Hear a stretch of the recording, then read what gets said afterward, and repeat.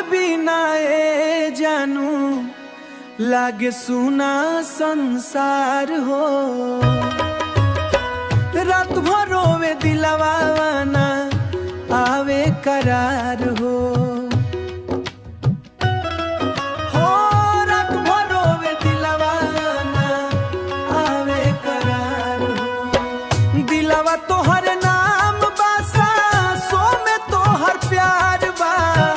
तू छोड़ गइलू जब से सजनी जिंदगी बेकार बा। रो रो के कटेला रतिया भीजे दहर बार बा। दिलवा तोहर नाम बाबू आवा भरकार हो। दिलवा तोहर नाम बाबू आवा भरकार हो। दिलवा तोहर नाम बाबू आवा भरकार। पहिले तोहर बात पे हंसत रहलू संग में, अब तो अकेले रोइला दिलवा भीड़ के रंग में। कसम खा के साथ निभाइबू काहे तोड़ गइलू हो।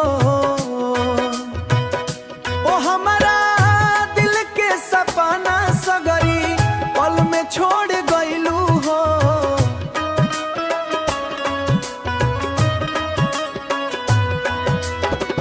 चांद फीका लागे अब तो तारा न चमकेला। तोहरा बिना ए पगली मनवा न बहकेला। दिलवा तोहर नाम बासा सो में तोहर प्यार बा। तू छोड़ गइलू जब से सजनी जिंदगी बेकार बा। दिलवा तोहर नाम बाबू आवा भरकार हो। दिलवा तोहर नाम बाबू आवा भरकार। याद तोहर आवे जब बरसात गिर जाला। भींजल राह में अकेले दिलवा तड़प जाला। मोबाइल में फोटो देखी अखिया भर जाला। नाम तोहर सुनते ही सीना धड़क जाला।